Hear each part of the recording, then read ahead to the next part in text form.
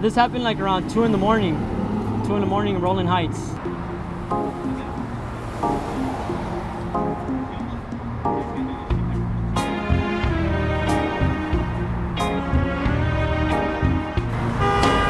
Yo, what's up? Victor Castillo. It was April 2015. We're out skateboarding this ledge that was nearby across the street. It was like about 2 in the morning. You know, I was out skateboarding with 2 friends and like, you know, trying to stack up some clips for like my video part.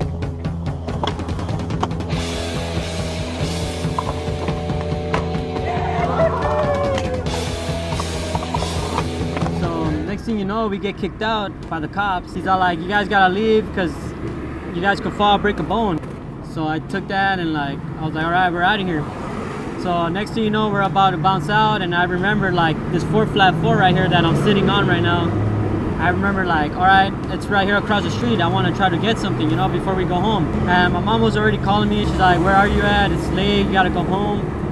And yeah, I just told her I was on my way, but next thing you know, I hit up this 4x4.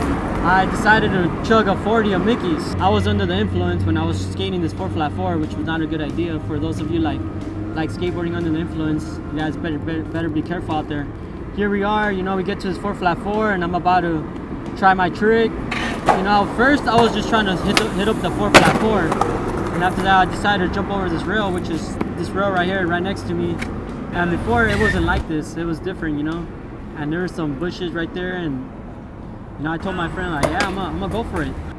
So I tried to ollie over it. I had it first try. Second try, same thing. I ollied over it, and right when I was on the bottom, I bailed. So third try was kind of strange because right when I was ollieing over it, some biker dude came out of nowhere, and like I made eye contact with him. I was able to control my bail, you know. So right when I bailed, like he passed right through me, and I asked, like I looked at the filmer and I was like, what the hell, like what happened, you know, like.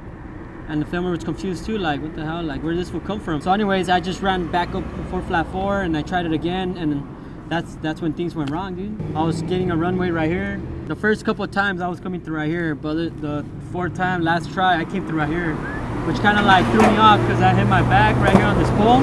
I felt it throwing me off, but I still went for it.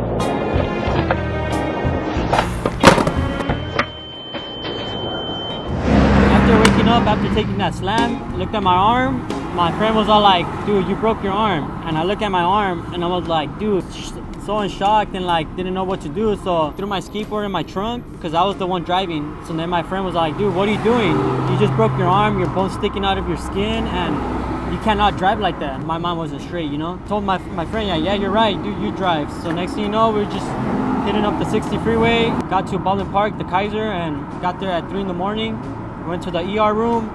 Luckily there wasn't nobody there, so they took care of me right away. This would have never happened, you know, like if I wasn't out there like doing, you know, the partying stuff, like drinking and, you know, doing things I'm not supposed to, like drugs and stuff. But that's a quick message that I want to give out there.